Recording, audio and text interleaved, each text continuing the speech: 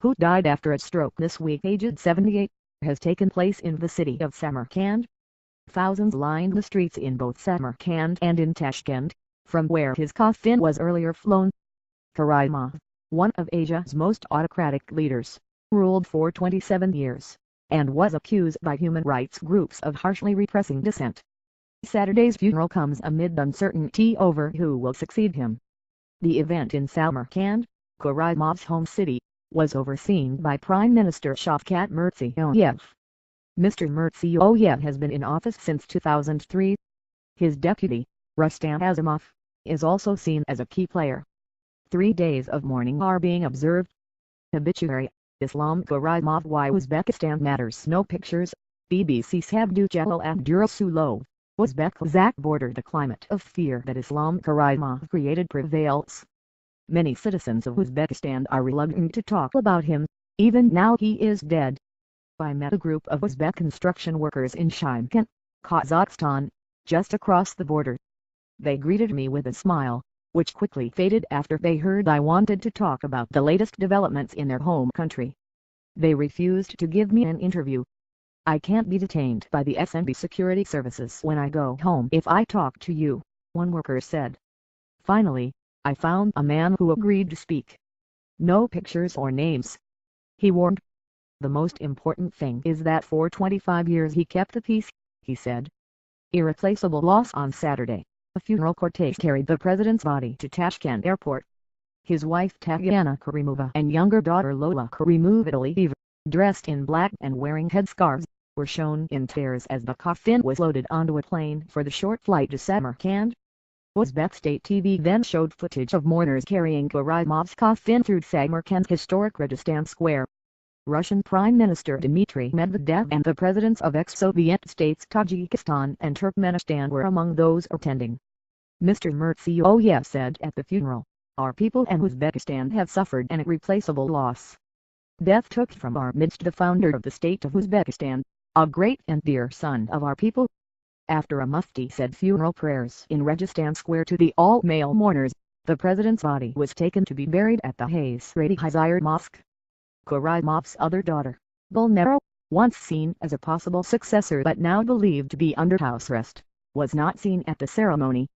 News of Karimov's death was finally confirmed after several foreign leaders and diplomatic sources reported it on Friday, following the days of rumors that he had already died. U.S. President Barack Obama said in a statement the U.S. remained committed to partnership with Uzbekistan, to its sovereignty, security, and to a future based on the rights of all its citizens.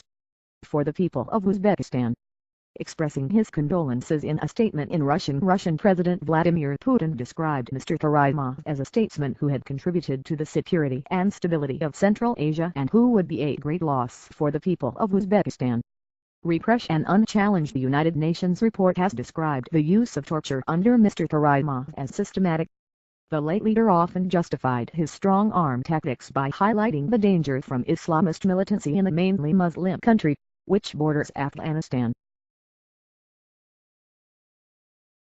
It's 3 years since Afghanistan implemented its elimination of violence against women law.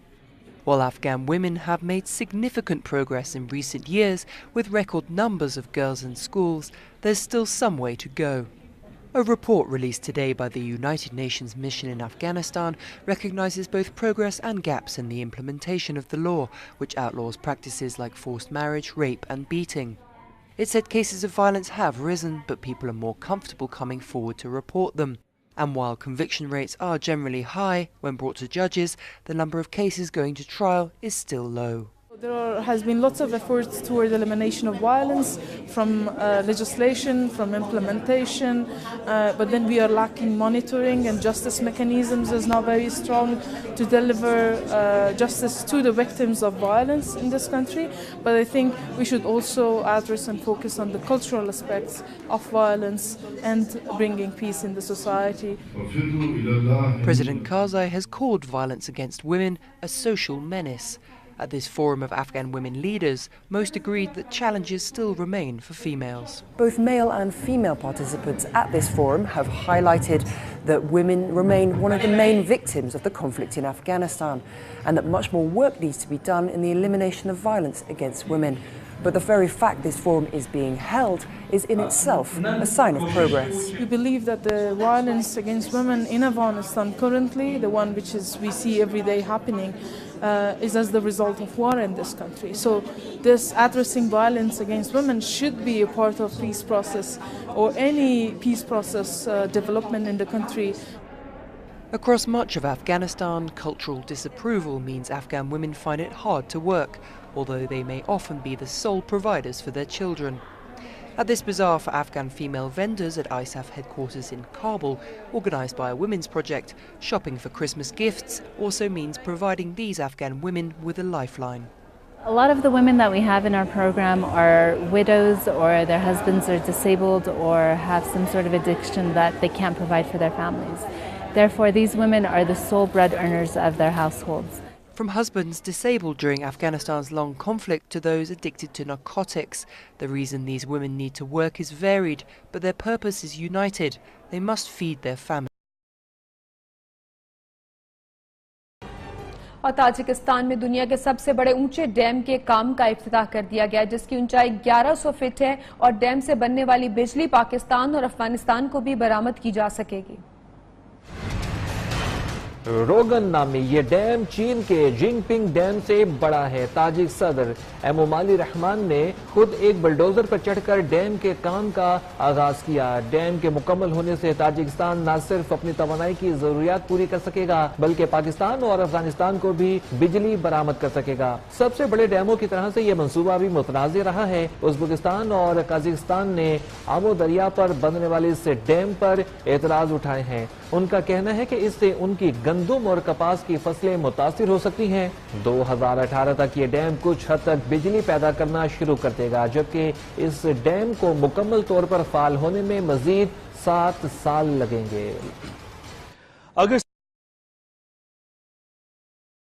Kızım Ferdece'nin sana bir söz aytıp gitti. Activists helped stage a theatre performance in Batken, southern Kyrgyzstan, to warn school students about the dangers of child marriages.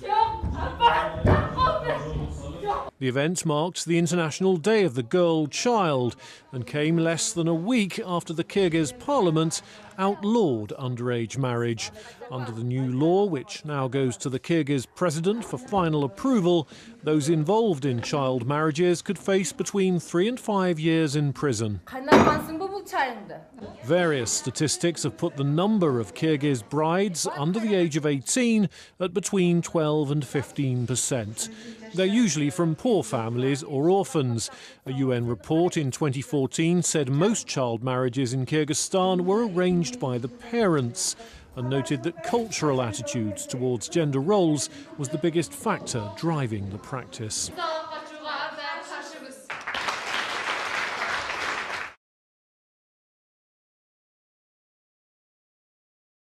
Especially in the commerce and trade of the world.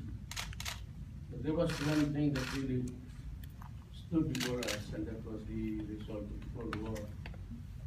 And historically evident, identified with the Western world.